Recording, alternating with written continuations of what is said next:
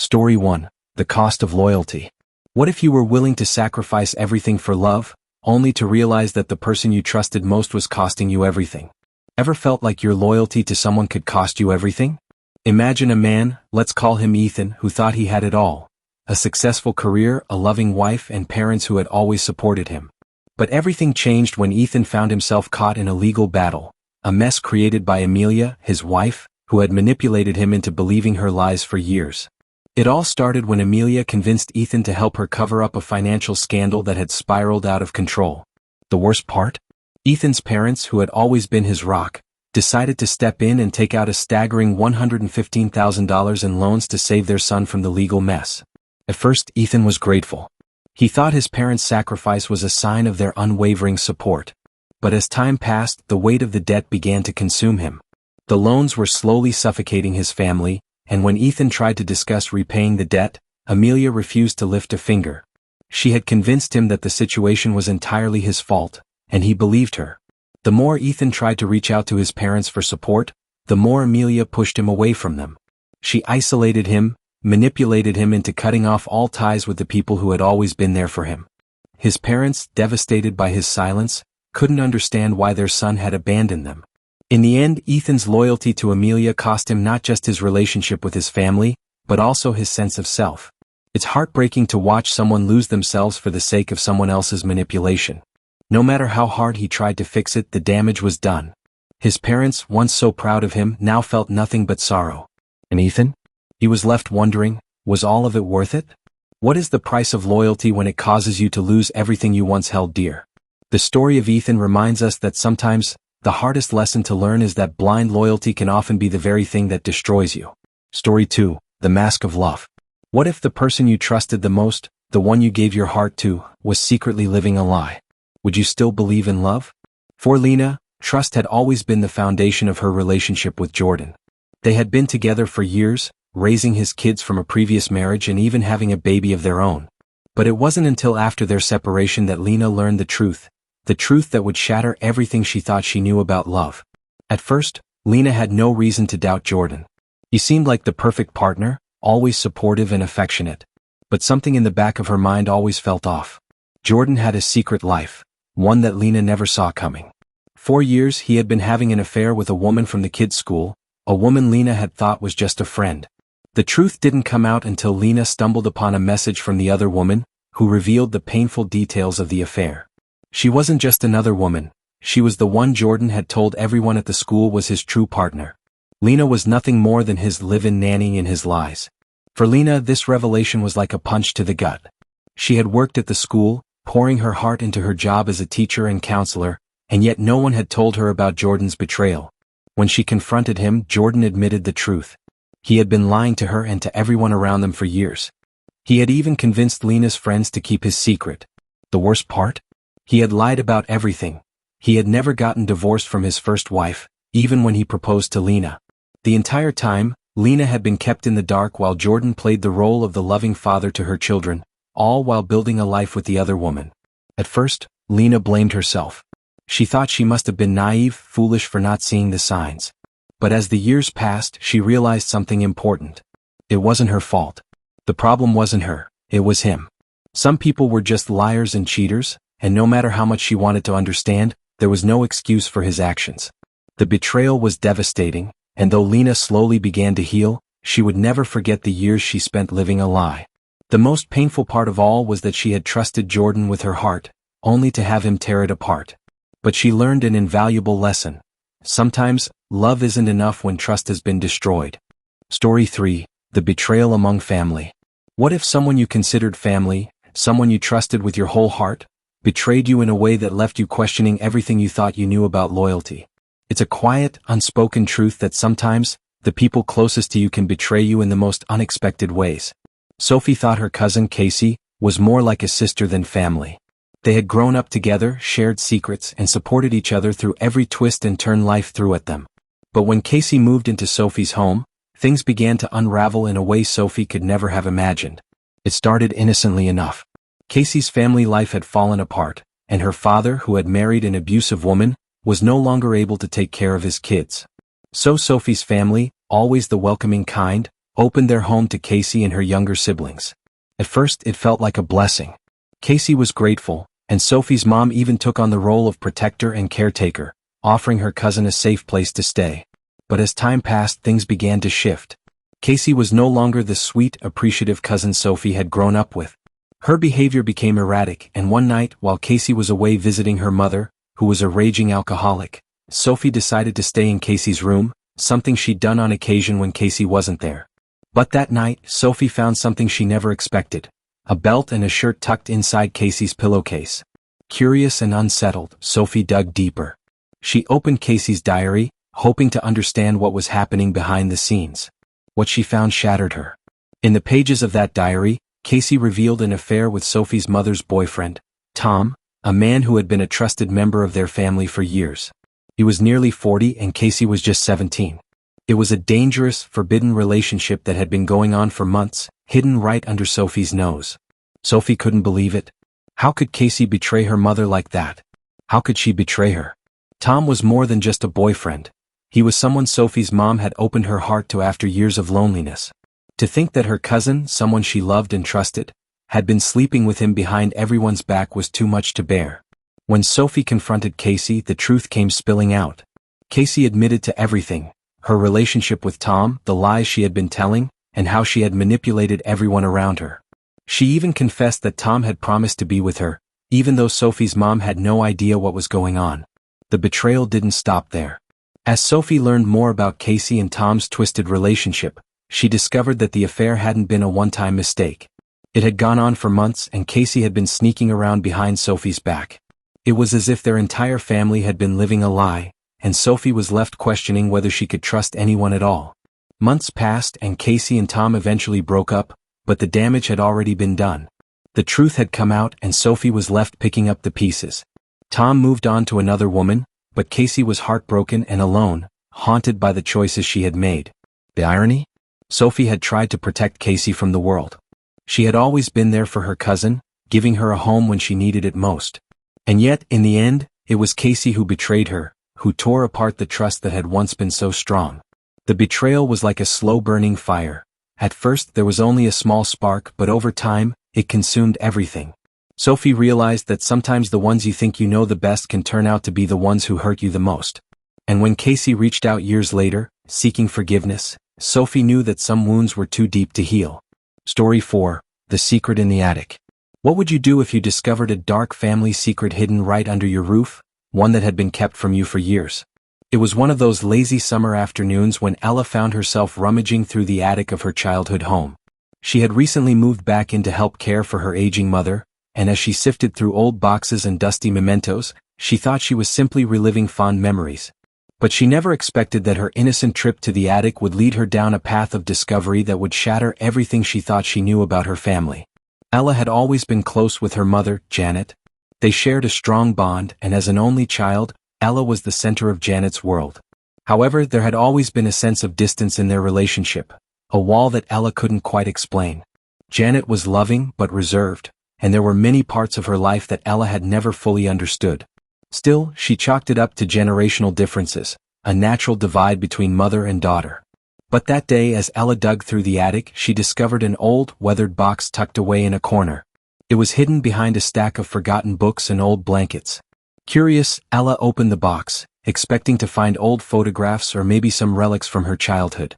Instead, she found something much darker, a collection of letters dated back to the late 1980s, all addressed to Janet.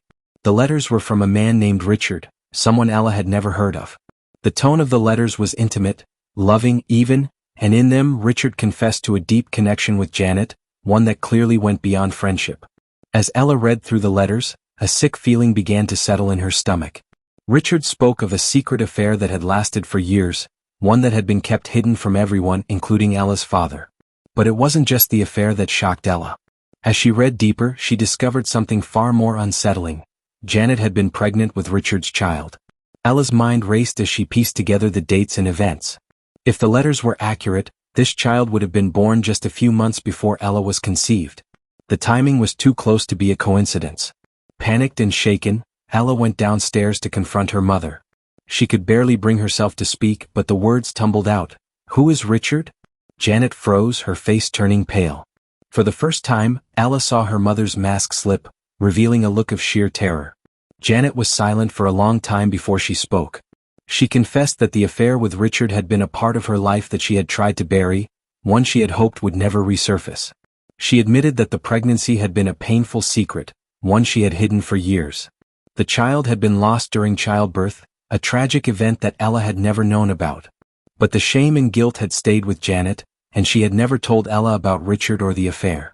In that moment, Ella realized that her mother wasn't the person she had always believed her to be. The woman who had raised her, who had given her everything, had kept an entire chapter of her life hidden, locked away in the attic. The weight of the truth was suffocating, and Ella was left to grapple with the complexity of her mother's choices and the impact of the secrets that had been kept from her for so long. But the revelation didn't end there. As Ella continued to ask questions, she uncovered more disturbing truths about Janet's past. It seemed that the affair with Richard had been just the tip of the iceberg. There were other lies, other hidden relationships, and even more things Ella had never known about her family's history. With each new discovery, Ella felt like the ground beneath her was slipping away. How could she ever see her mother the same way again? The emotional weight of this truth tore through Ella for months. She struggled to reconcile the loving, caring mother she had known with the woman who had kept so many secrets. And as Janet grew older, she became more fragile, her health deteriorating as she clung to her past in silence. Ella found herself caught in the painful realization that some secrets are never meant to be uncovered. They change everything, leaving scars that may never fully heal. Story 5. The Stalker in the Shadows. What would you do if someone from your past, someone you thought you'd left behind, suddenly reappeared with a vengeance? Jenna had always felt safe in her small town.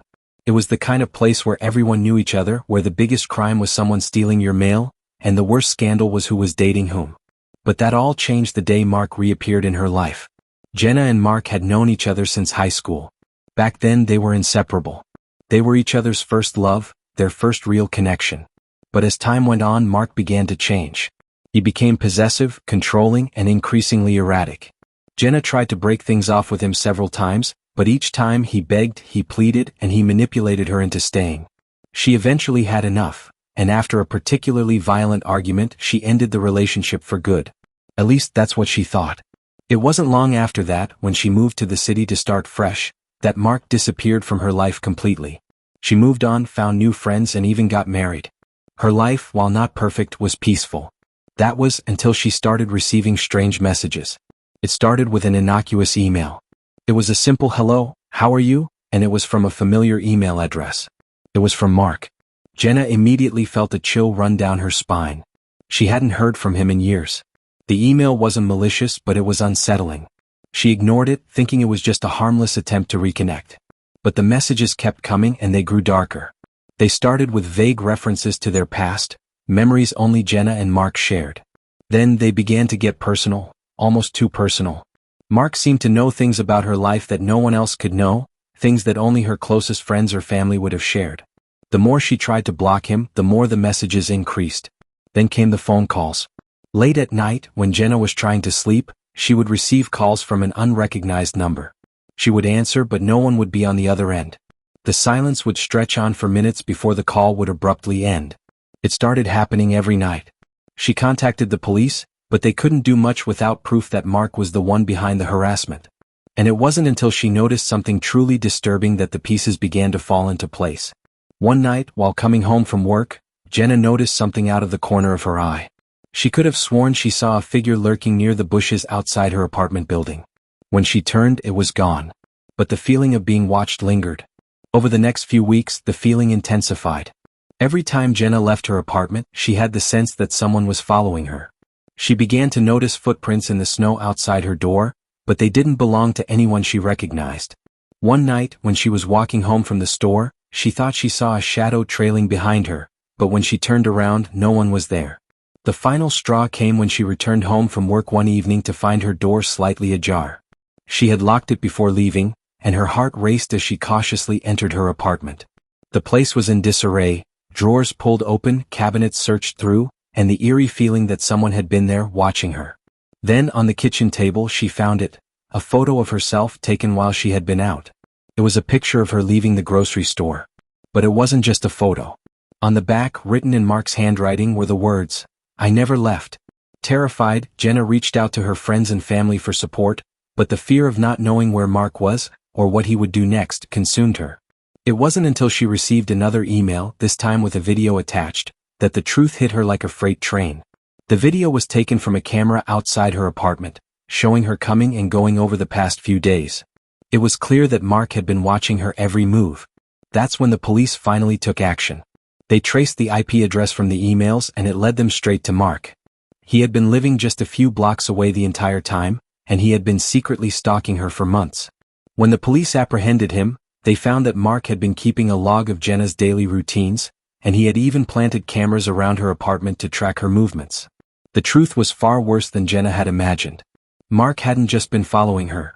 He had been planning something far darker, something that would have had irreversible consequences if he hadn't been stopped. Story 6. The Secret in the Basement. What happens when the place you've always considered your safe haven becomes a house of horrors, and the truth behind it has been staring you in the face all along? Ethan had always been a practical man. He prided himself on his logic, his ability to break down problems and solve them one by one. When he and his wife Maya moved into the house on Crestwood Street, it felt like the perfect place to raise a family. It was spacious, old but charming, with a wide front yard and a basement that Ethan had big plans for. It was a quiet neighborhood, the kind where everyone kept to themselves, but the occasional wave or hello from the neighbors made Ethan and Maya feel at ease. The house itself, though, had an eerie feel to it, one that Maya couldn't shake.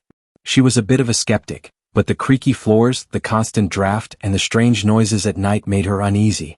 Ethan, however, didn't believe in superstition. He dismissed her concerns as overactive imagination.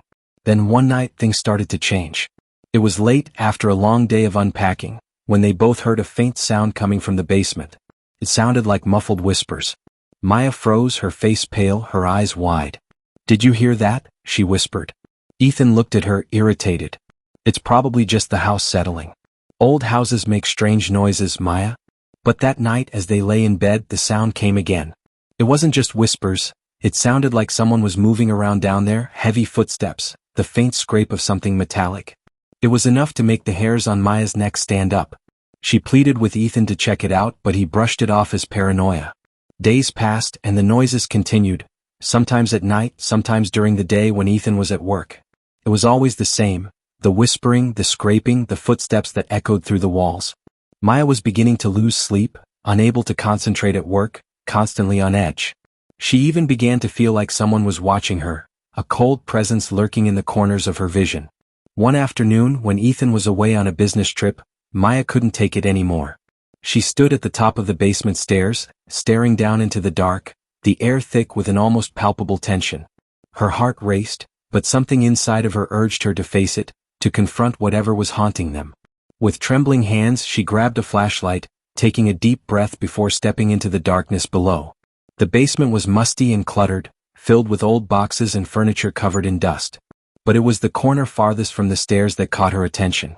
There was a small door, almost hidden behind a stack of old furniture, a door she had never noticed before.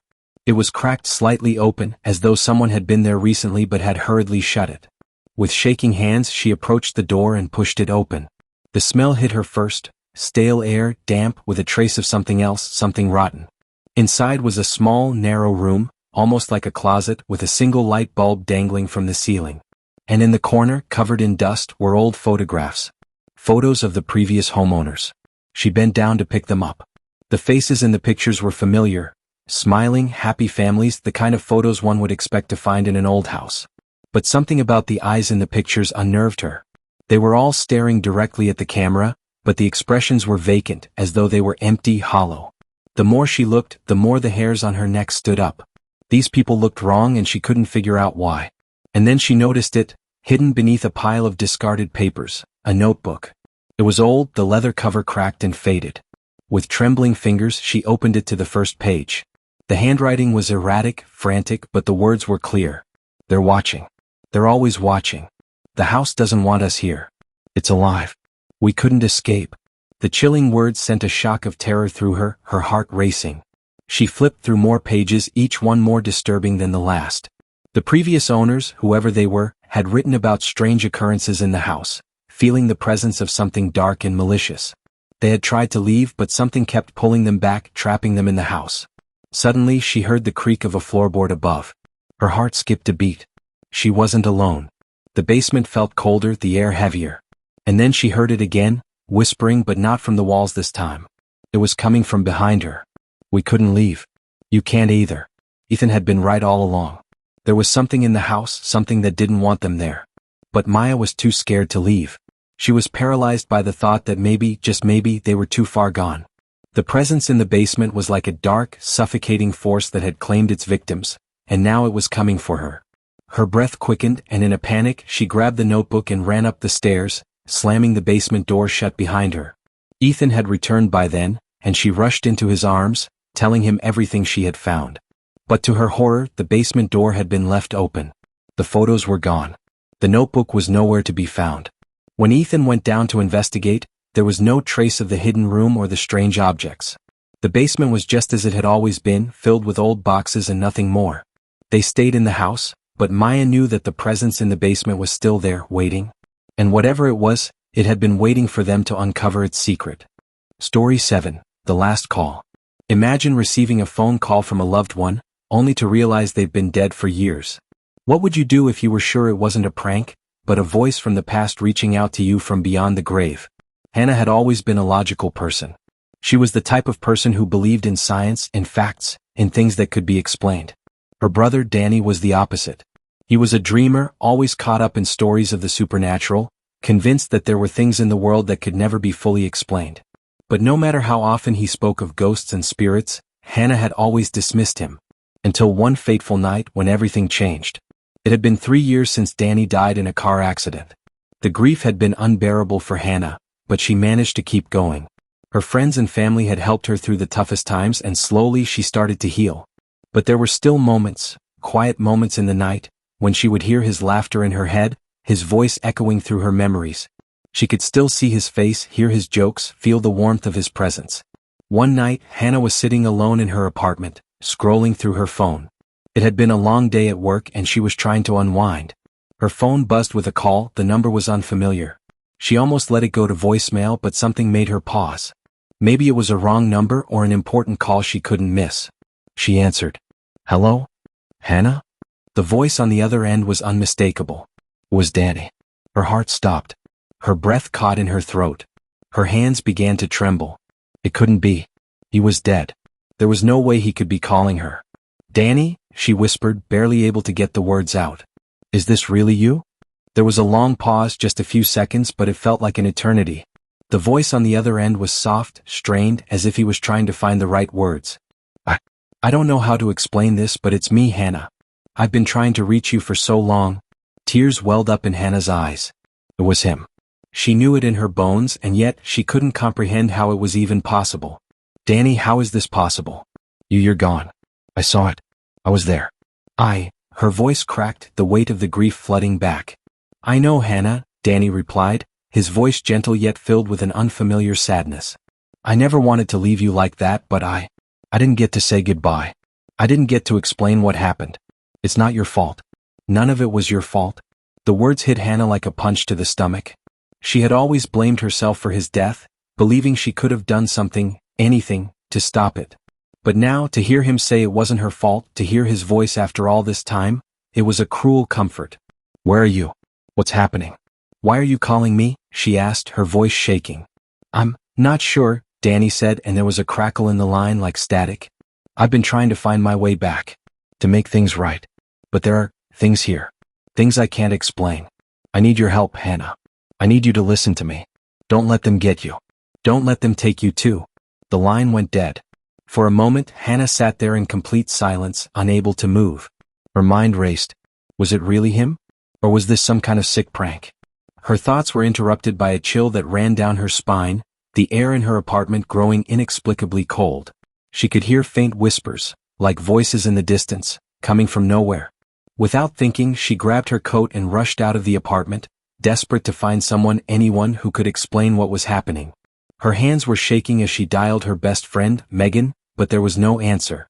She tried her parents, but they too were unreachable. It was as if the whole world had gone silent. As she reached the elevator in her building, she heard it again, The faint sound of Danny's voice, this time not on the phone but in her ear. "Don't go down there, Hannah. Don't go to the basement." She froze, her breath caught in her throat. The basement. Danny had always hated that basement. He would joke about how it was haunted, but Hannah always thought it was just his wild imagination. But now, with his voice echoing in her mind, she felt an overwhelming sense of dread. In a daze, Hannah found herself standing outside the door to the building's basement. She hadn't planned to come here, hadn't even thought about it, but now she was here, her hand gripping the doorknob like it was the only thing keeping her grounded. The moment she opened the door, the temperature dropped dramatically, and a heavy darkness seemed to press in on her. The basement was small, dimly lit by a single, flickering bulb. The air was thick, heavy with dust and something else, something rancid. She took a hesitant step forward, the sound of her shoes echoing through the silence. And then, from the farthest corner of the basement, she saw something that made her blood run cold. A figure hunched over, standing in the shadows. It wasn't Danny. It was something else. She tried to scream, but no sound came out. She turned to run, but the door slammed shut behind her. She was trapped. In that moment, Hannah realized that whatever was calling her, whatever was speaking to her through the phone, it wasn't her brother. It had been using his voice to lure her into its grasp. She could hear Danny's voice again, this time not through the phone but in her mind, distant and fading. "I'm sorry, Hannah. It's too late." And then, silence. Story 8, The Vanishing Roommate. Have you ever had a roommate who just disappeared? No note, no explanation, just gone. What if, years later, you found something that made you question everything about them, even the very space you shared? Rebecca was no stranger to the unpredictability of city life. Moving into her new apartment in a bustling part of town had been an exciting, albeit nerve-wracking, change. It was her first time living away from home, and though the apartment was small and a little run-down, it was hers. After a few weeks of settling in, Rebecca met her roommate, Natalie, who had just moved to the city too. Natalie was easy to talk to, confident, and full of stories about her life back in another state. They quickly hit it off and agreed to split the rent, figuring out a new routine together. But there was something off about Natalie. At first, it was the little things. The way she would lock herself in her room for hours, only to emerge looking exhausted, but never talking about what she had been doing. Or how she would suddenly disappear for days, leaving Rebecca wondering where she had gone or why she hadn't answered any texts or calls. Still, Rebecca didn't press it. She figured Natalie just needed space. That was until one evening when everything changed. Rebecca had been out with some friends, and when she returned home, the apartment was eerily quiet. There was no sign of Natalie, no indication that she had been home. What was even stranger was the fact that Natalie's things were gone. Her clothes, her books, her toiletries, everything had vanished as if she had never lived there at all. At first, Rebecca thought maybe Natalie had just moved out unexpectedly. Maybe something had come up, or maybe she was just tired of living with a stranger. But when she checked her phone, there were no texts, no calls, no explanation. Just nothing. Rebecca felt an uneasy feeling settle in her stomach. She began checking all the closets, the drawers, even the bathroom. But there was no sign of her roommate. The only thing that remained was a strange, empty silence that felt like it was swallowing the apartment whole. Days went by, and Rebecca did what she could to keep her life going. She called the landlord, but he didn't have any answers. She tried reaching out to Natalie's family, but no one seemed to know where she had gone. It was like she had just disappeared off the face of the earth. But then, weeks later, Rebecca found something. It was an old, weathered notebook, tucked away in the back of the closet where Natalie used to store her things. Rebecca had no idea how it got there, but when she opened it, her blood ran cold. The pages were filled with strange, cryptic notes and drawings. There were sketches of symbols that Rebecca had never seen before, notes about the door and the shadow, and even a page where Natalie had written, "They're watching, but I'm not ready to leave yet." As Rebecca flipped through the pages, her heart raced. There were details in the journal that described the very apartment they shared, things only someone who had lived there could know. The most chilling part of all was a drawing of the apartment's layout, with an extra room marked at the end of the hallway. A room that didn't exist. Rebecca's hands began to tremble as she read a final, haunting note. "I found it. I saw the door. But I'm scared to open it. The shadows want me to stay." Suddenly, a thought struck Rebecca. Natalie had always been so secretive about her past, about what she had been doing in the apartment. Natalie had always acted like she was running from something, like she was trying to escape. Rebecca had assumed it was just a personal issue, but now, with this journal, she was beginning to wonder if there was something far darker at play. That night, unable to shake the unease building within her, Rebecca decided to investigate. She needed answers. She had to know what had happened to Natalie and why she had vanished so suddenly. Rebecca grabbed a flashlight and went down the hallway to the place where Natalie's room had once been. She had never really thought about the hallway before, but now it felt different. Almost like it was holding its breath, waiting for her to discover something. She reached the end of the hallway where Natalie's room had been. But as she shined the flashlight on the wall, she froze. The faint outline of a door, hidden behind a layer of peeling wallpaper, became visible. A door that should not have been there. Heart pounding, Rebecca pressed her hand against the wall, feeling the coldness radiate from behind the hidden door. She pulled at the wallpaper, revealing more of the door. It was old, covered in dust, and sealed shut with strange, unfamiliar markings. A voice echoed in her mind, the voice from the journal, "The shadows want me to stay." In a surge of both terror and curiosity, Rebecca pulled the door open. What she found on the other side was worse than anything she could have imagined. The room beyond the door was small, but it was wrong. The walls were covered in symbols, drawings, and disturbing images, all of them eerily similar to the ones Natalie had drawn in her journal. But what was worse was the overwhelming sense of cold that hit Rebecca as she stepped inside. It felt as though she were standing in the eye of a storm, surrounded by a suffocating darkness. At the center of the room was a small table with an old-fashioned mirror resting on top. The mirror was cracked, and as Rebecca looked into it, she saw nothing. No reflection of herself, no image at all. Just a black, empty void. Then she heard it. A voice. Natalie's voice, but it wasn't coming from the mirror. It was coming from behind her. "Rebecca? I told you to stay away." Rebecca spun around, her heart racing, only to find no one there. The room was empty. Just like Natalie had been. And with that, we're left with a haunting question. Was Natalie ever really gone? Or did something darker, far more sinister, take her place in that hidden room? What would you have done if you were in Rebecca's shoes? Would you have opened that door? Or would you have walked away, leaving the shadows behind? Remember, some doors should never be opened and some secrets are better left buried. But be warned, once you start looking, there's no turning back. The darkness has a way of pulling you in when you least expect it.